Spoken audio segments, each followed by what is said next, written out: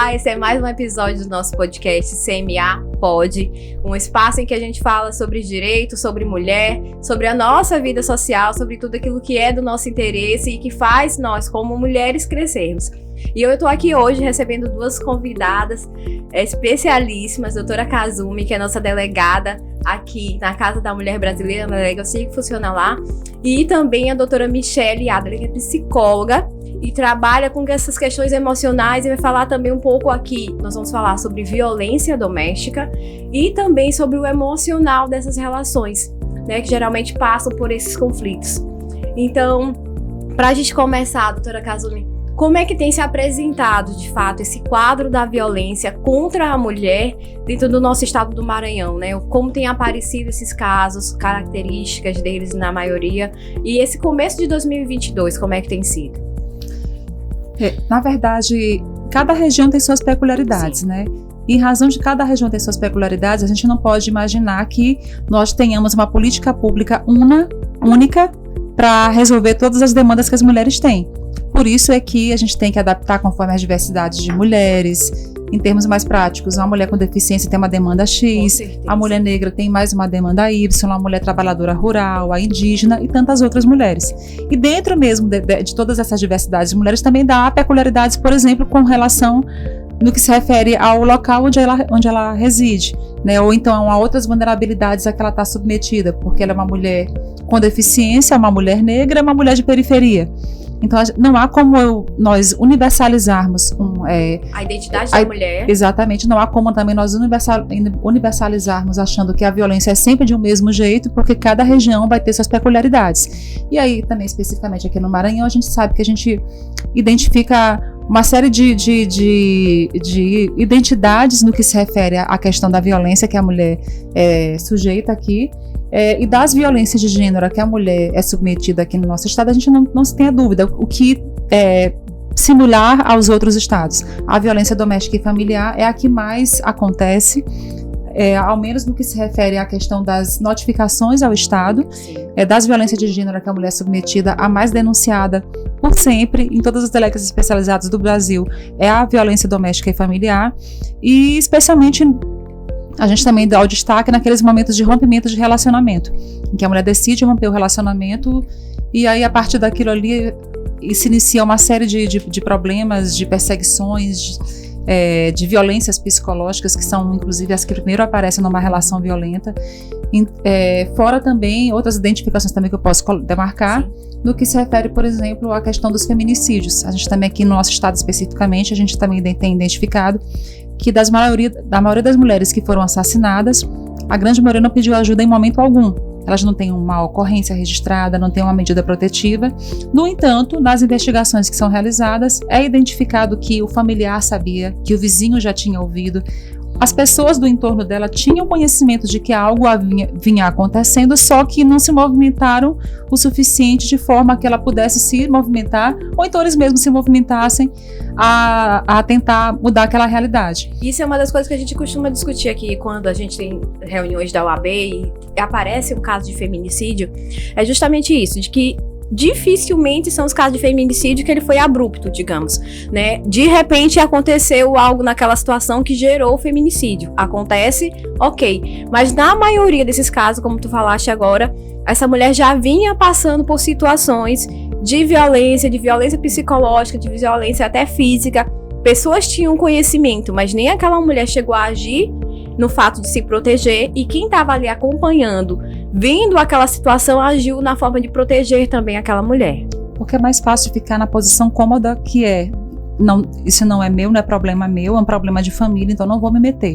Ou então, se eu me meter, pode ter repercussão X e Y, então eu prefiro esperar que ela faça alguma coisa, porque todo mundo está vendo.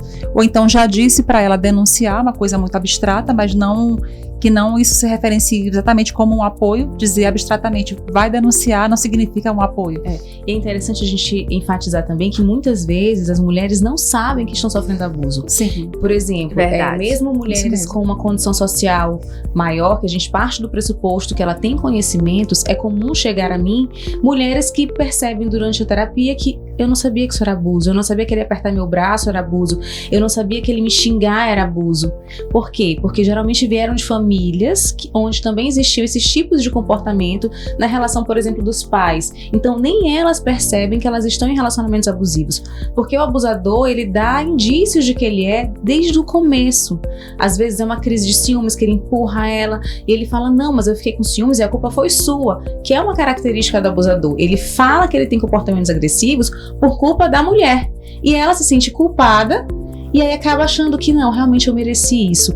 Então é muito importante, acredito eu, a gente falar sobre essas questões realmente do abuso emocional, do abuso físico, colocar isso para a sociedade, para que as pessoas percebam, as mulheres percebam que alguns comportamentos são realmente abusos. E exatamente, a Razumi colocou um ponto e tu coloca o outro lado dessa situação que eu acho importante a gente fazer essa interseção. Nesse sentido que muitas das vezes a mulher vai passando por aquela situação, não denuncia. Muito por esse quadro, por ela achar que aquilo ali que tá acontecendo, e infelizmente a gente dá ver mulheres dizendo assim, não é porque ele me ama demais. Ou achar que o ciúme excessivo daquele homem, o ciúme em si, né, é uma prova de amor. Então, o que pode ter acontecido com essa mulher, qual a situação dela, que a gente pode estar aqui, e é um ponto que a gente quer repassar para você que está nos assistindo, para quem está ouvindo, para que você possa esclarecer outras mulheres e a nível de seu conhecimento também. Quais situações podem ter passado na sua vida ou na vida de uma mulher e de um homem que levem eles a viver essa situação de agressão, né? E aí também, assim, especificamente no que tu colocou, ama demais. Legítima defesa da honra era argumentada nos crimes, exatamente, né? Tribunal de júri, no tribunal de júri era argumentado e aquilo era levado de maneira romantizada. Chamar feminicídio de crime passional, crime de paixão, é também jogar uma mão um pouco mais branda para esse tipo de brutalidade que acontece com a vida das mulheres, né? Ver novelas e filmes em que aquele homem foi cruel com a mulher o tempo inteiro, mas ele se regenerou, é estimular também a que ela acredite que em algum momento ele vai mudar. Se dá um fator heróico, né? De que a mulher que foi resiliente, que tolerou tudo aquilo, que perseverou. Porque, assim, tanto a mulher que sofre abusos precisa de um tratamento psicológico para ela não repetir esse padrão. A gente estava conversando um pouquinho antes, né? Falando sobre por que uma mulher aceita ser abusada. Existem pessoas que, infelizmente, a gente escuta, ela tá lá porque ela quer, porque ela merece, ela não sai porque ela gosta. É uma coisa tão doída a gente escutar, e na realidade, geralmente mulheres que sofrem abuso vieram de lares de sua infância, onde existiam abusos também. Ou elas viam a sua mãe sofrendo abuso, ou elas sofriam abusos por parte dos seus pais. A questão de você apanhar, você ser criticado, você ser colocado para baixo. Então, neuroquimicamente, nosso cérebro vai, como se fosse armazenando essas sensações de abuso, e a gente vai se acostumando e achando que aquilo ali é o que é conhecido. O que é conhecido pra gente é seguro. O nosso cérebro, ele quer aquilo que é mais quentinho, lugar quentinho. É aquilo que é conhecido, apesar de ser sofrido. E aí eu tava vendo uma pesquisa recente de uma universidade americana, que quando você está num relacionamento abusivo, você libera a ocitocina. Sim. E a ocitocina é um hormônio do amor. Só que esse hormônio é liberado de uma forma diferente, é como se criasse um vício em uma relação abusiva. Então a mulher que ela sofre abuso, se ela não tiver um acompanhamento, ela pode novamente escolher um parceiro abusivo. E infelizmente a história desse casal é muito parecida, porque esse homem abusivo, ele também foi abusado. Então esse homem precisa de tratamento para que ele não abuse outras mulheres. E esse ciclo é tão transgeracional que os filhos também estão ali. E uma hora que o filho participa, ele também tem todas as possibilidades no futuro de, infelizmente, também ter relacionamentos abusivos. Então, assim, a gente precisa tratar as famílias.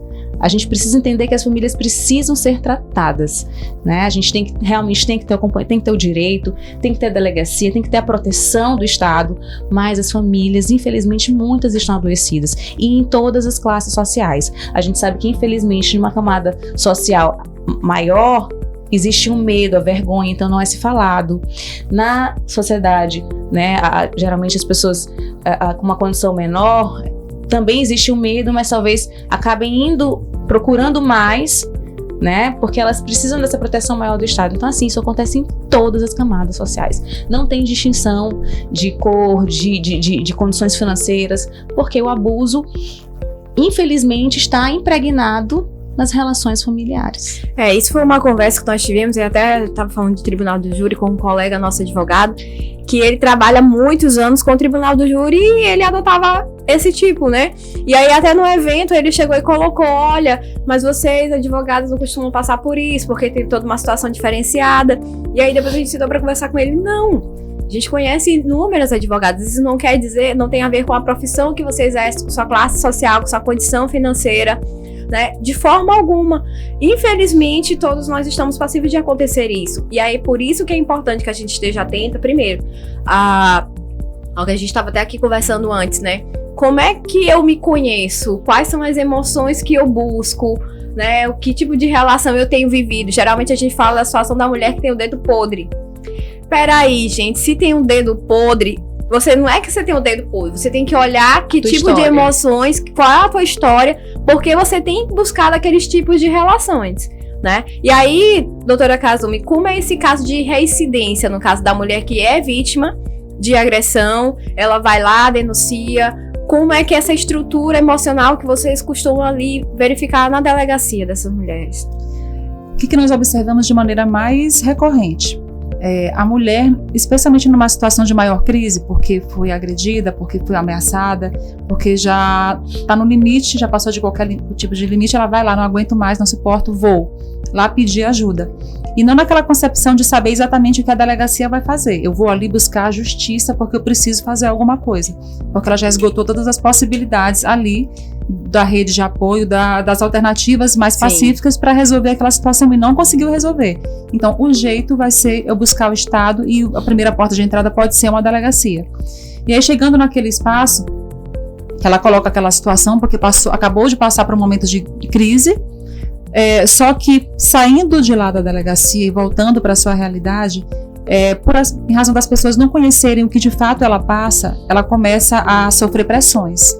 Em que sentido? Pensa direito, ele está pedindo perdão, ele é o pai dos teus filhos, ele só fica assim quando bebe. Teu pai era desse jeito, mas tu sabe que eu tô aqui viva, era provedor, como vai ficar a tua situação se não tiver com ele, ruim com ele, pior sem ele.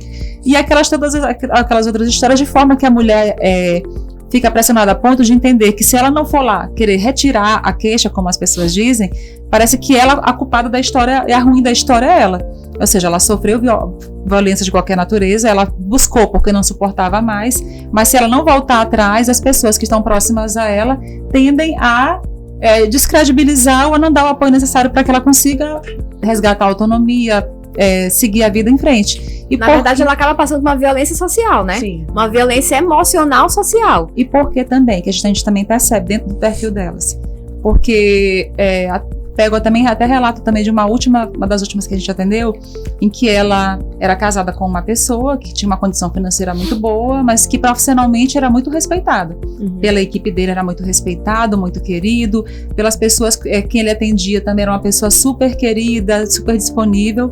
E aí só que ela falou, doutora, como é que eu vou falar para as pessoas que aquela pessoa que todo mundo quer bem, dentro de casa é um perverso. E na realidade isso é muito comum do homem abusivo. Geralmente o homem abusivo, ele tem uma personalidade narcisista. Então muitas vezes o narcisista, ele é muito querido porque ele é muito... A gente pensa no narcisista arrogante, mas tem muitos narcisistas que eles têm uma busca de aprovação. Então eles são muito simpáticos.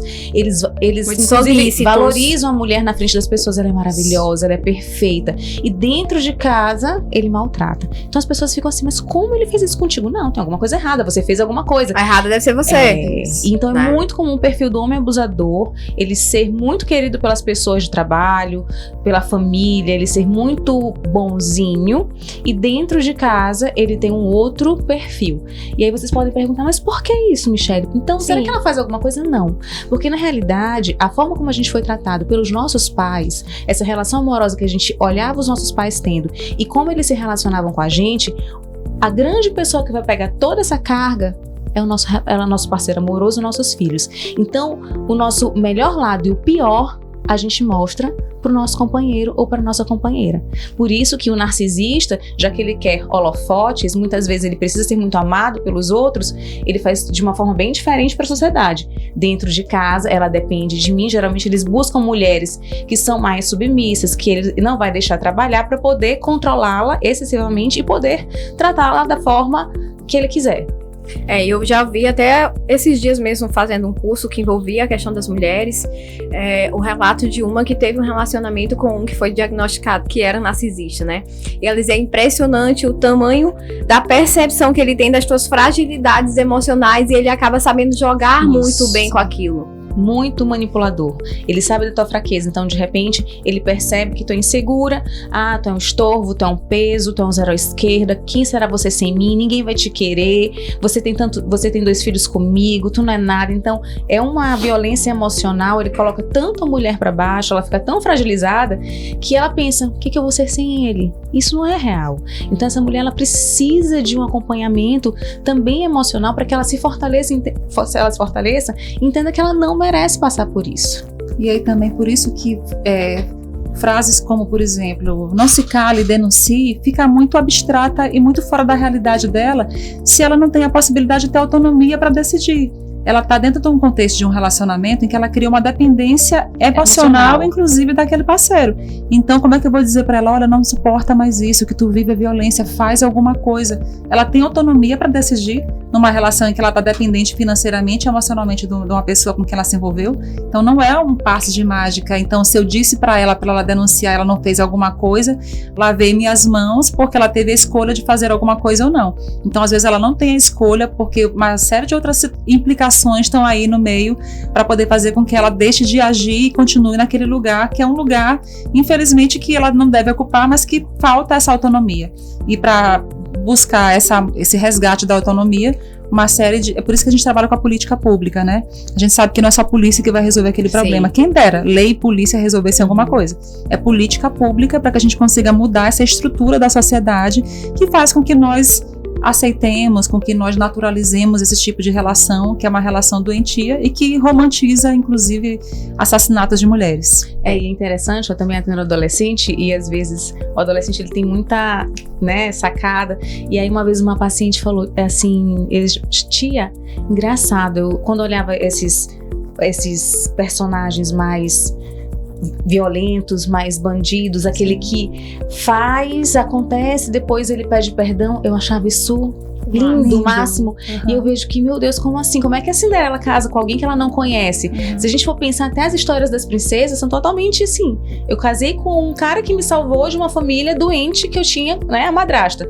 Então, quer queira ou não, isso também é colocado, sem a gente perceber, na cabeça da menina, que ela precisa ser resgatada de alguma forma, né? De que ela vive daquele mundo. Se a gente for olhar um pouco atrás, né? Ali, quantas histórias a gente tem das que fugiram, sim, pra casar.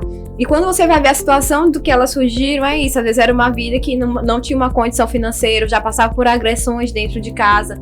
E ali se tinha muito essa figura do que já era batido, como tu fala, né? Dentro ali dos contos de fadas, por exemplo. Isso. Como se o homem fosse o salvador da mulher. E na realidade a gente precisa criar meninas fortes que elas consigam buscar o que ela quer. E o parceiro também, que é importante o parceiro amoroso. Mas que elas não precisem dele para construir. Elas podem construir junto, mas não só dependendo deles. Uma construção conjunta, a parceria dos dois. Então a gente precisa fortalecer a autoestima dessas meninas. E muitas vezes as mulheres em casa, infelizmente também, elas são mais cobradas. Quando existe a menina e o menino, a menina arruma o quarto dela, o menino, a mãe arruma, ou então a irmã vai arrumar o quarto do menino. Ou seja, é como se a mulher tivesse que servir ao homem. Ainda existe muito essa questão. Então não, os meninos também têm que aprender a ser pais, Eles têm que ser amorosos com os filhos, eles precisam também participar dos cuidados da casa. É tão gostosa uma relação onde existe essa parceria tão saudável. Então a gente precisa ensinar os nossos meninos a serem amorosos com suas esposas e presentes com seus filhos, E a gente sabe que dentro desse ciclo, e que é muito... Ali tem um liame ali muito fino em torno de que geralmente esses homens foram criados por mulheres, E de que forma eles foram criados, Como que a gente pode estar ali, Michele, colocando para uma mãe nesse momento que ela está nos vendo, que ela está nos ouvindo, quais as situações que ela tem que realmente prestar atenção, primeiro, no que ela está vivendo dentro da relação dela e de que forma ela pode estar ali passando conhecimentos que são saudáveis para que os seus filhos sejam adultos saudáveis a ponto de poder construir essas relações. O que eu acho que é muito importante é colo. afeto, validação, eu te amo, você é importante. Críticas, nem pensar, porque quando eu critico uma criança, ela não deixa de me amar, ela deixa de amar a si mesma. Então quando eu falo, sua preguiçosa, sua burra, seu idiota, seu lerdo, eu tô fazendo com que essa pessoa cresça sem se amar e acreditando e internalizando essas frases negativas. E se eu me acho tudo isso, eu vou aceitar que alguém me chame assim, porque eu fui acostumada a ser chamada e criticado desse jeito. Nossos filhos, eles podem ter qualquer comportamento errado, mas a primeira coisa que eu tenho que fazer, o que aconteceu? Por que você fez isso? Me explica.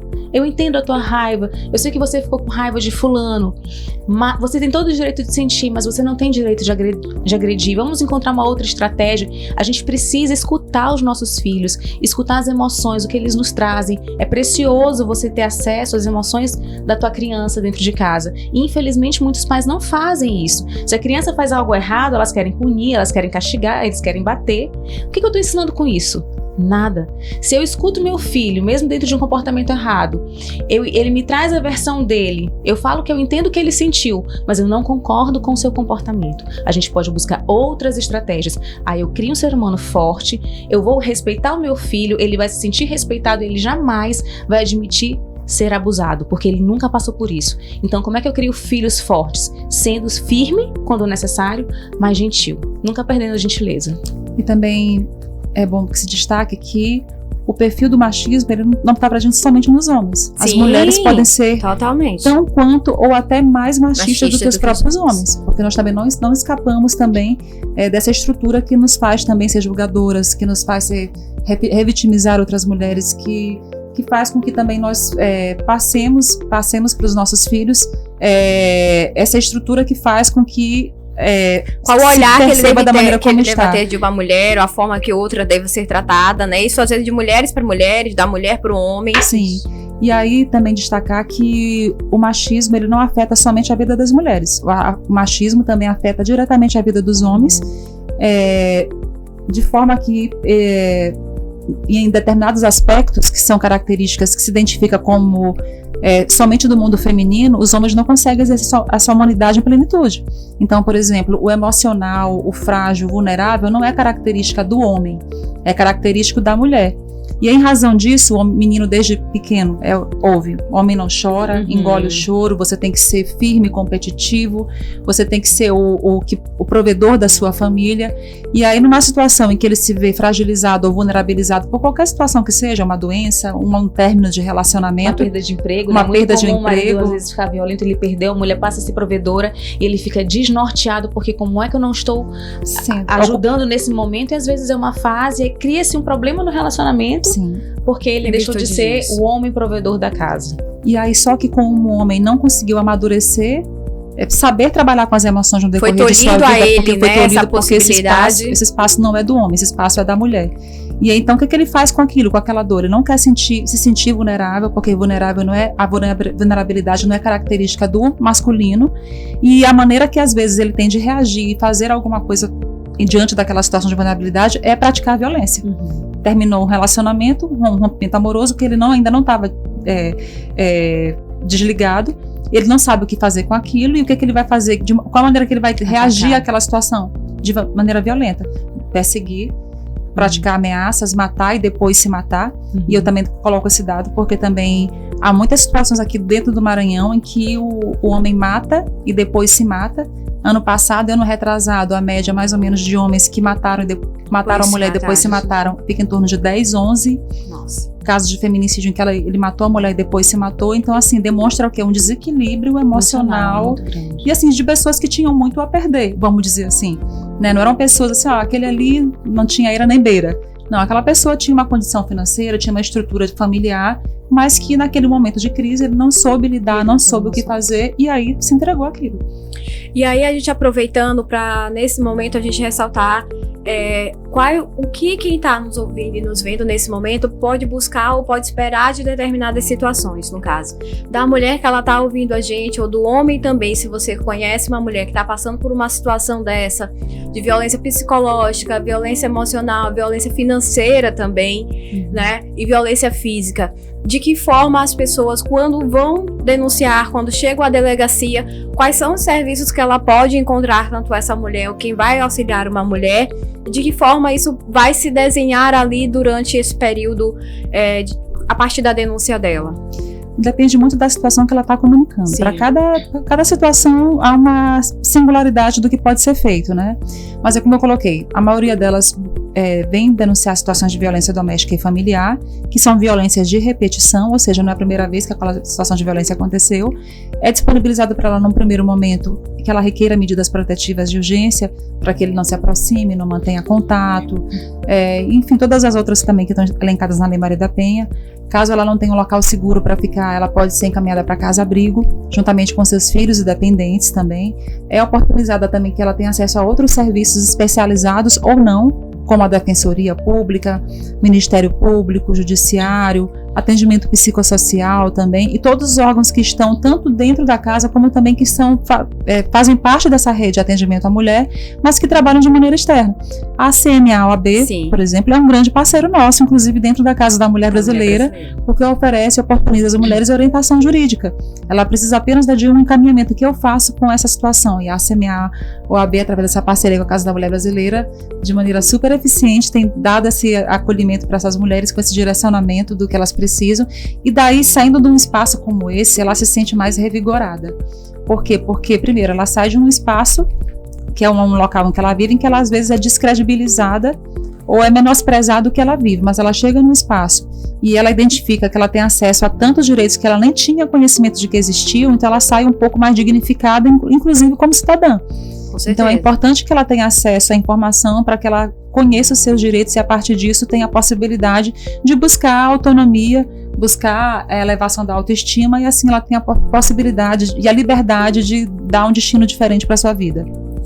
E que a gente deseja para que muitas mulheres realmente possam ali sendo conhecedoras dos seus direitos, se reconhecendo ali como cidadã mesmo, com a dignidade, com o empoderamento ali. E quando a gente fala, eu lembro até de uma frase que fala de empoderamento, ela diz: eu não sou empoderada, eu já nasci com o poder, eu faço exercê-lo, né? E eu acho muito bonito e cada vez mais que as mulheres possam realmente ter isso. E que eu acredito muito, doutora Michele, que uma das formas da mulher exercer esse poder é ela se conhecendo. Então, uma mulher que está aqui assistindo a gente, um homem também que está aqui nos ouvindo, um adolescente, você que está aqui conosco nesse momento, ele percebendo que ele vive uma realidade que pode ser similar a alguma das coisas que nós conversamos, né? Ou ele veio de um lar que passava por essa situação de violência, ou ele já passou, ou ela já passou por uma situação dessa. Que tipo de ajuda ela pode estar buscando para que na vida dela ela não venha chegar a uma situação abrupta como essa de violência? Nenhuma mulher que ela venha passar por isso, e nenhum homem que ele venha de repente no momento perder o controle e se tornar um agressor. A gente, assim, eu acho que a psicologia ajuda bastante, a terapia, o autoconhecimento. Existem várias universidades, faculdades que oferecem esse atendimento ao público de maneira gratuita. Existem vários psicólogos muito bons também na nossa cidade. O autoconhecimento, quando eu entendo o que eu já passei, não me faz menor, eu preciso entender que eu merecia ter afetos, colo, validação. Quando a gente percebe o que a gente merece e que nossa dor ela não pode ser perpetuada, a gente consegue colocar limite no outro, porque o outro vai até onde a gente permite, e eu permito o outro ir porque um dia foi feito isso comigo. Então é muito importante a gente falar para as famílias, pais e mães, como a gente precisa fazer diferente com os nossos filhos, que bater, ser agressivo, ser desrespeitoso só faz com que meu filho tenha a possibilidade de um dia aceitar relacionamentos assim. Às vezes existem pais extremamente controladores, querem controlar o filho de todas as formas, e aí esse filho cresce e ele às vezes arranja um parceiro extremamente controlador e os pais não querem, porque agora outra pessoa vai controlar. Então olha só como as coisas vão se repetindo. Então a gente tem que ter tanto cuidado. Então é o que eu falei, se eu trato meu filho, minha filha com respeito, com carinho, mesmo que eles tenham um comportamento equivocado ou errado, eu vou entender a emoção, não vou concordar com o comportamento, mas sempre conversando e orientando. Olha que ser humano fantástico que vai crescer. Eu me lembrei agora das leis da autorresponsabilidade, né? E uma delas é: não critique a pessoa. Você fale sobre o fato, né? Você fale sobre a situação e não realizar uma crítica em relação à pessoa. as críticas destroem a autoestima, né? Quando a gente vai escutando, como eu já falei, algumas frases, às vezes em consultório a gente fala relatos de pacientes. Michele, quando eu caía, brigavam comigo, falavam: preste atenção, levanta menina, levanta menino. E o que uma criança quer quando cai? Ela só quer colo. Vem cá, meu filho, deixa eu ver como é que tá seu ferimento. Ela quer uma mão estendida, né? Uma mão que ajude a levantar. Assim, a gente cai, a gente quer colo, a gente cai. A gente ser vulnerável é tão importante. E existe uma ideia equivocada na sociedade que ser vulnerável é frágil. Mas um relacionamento íntimo, seja de pai e mãe, um relacionamento amoroso, um relacionamento de amizade, ele só é verdadeiro quando eu estou vulnerável ao outro, o outro percebe as minhas dores, minhas fragilidades, os meus defeitos, ele me acolhe e me ama do jeito que eu sou. Conhece a minha verdade, isso, né? Eu não tenho que estar ali e meu pior. Fazendo um papel, fazendo um esforço comunal para ser perfeito. E aí tem um livro que eu acho muito interessante, que eu amo ele demais, que é A Coragem de Ser Imperfeito, né? De Brené Brown, que fala muito a respeito disso, de você se conhecer, conhecer o que você também não é tão bom e ok, tá tudo certo, você ter essa relação e conhecer as suas vulnerabilidades e aceitá-las. E é muito legal quando você tem uma relação com seus filhos, que ele mostra o lado vulnerável, quando ele erra e ele vai te buscar, te procurar: mãe, eu errei, me ajuda aqui. Isso é fantástico. E o que a gente faz com os nossos filhos? Se eles erram, a gente grita, a gente berra e eles param de contar. Então a gente tem que ter uma relação em que meu filho confia, que ele entenda que ele pode ter feito a pior coisa.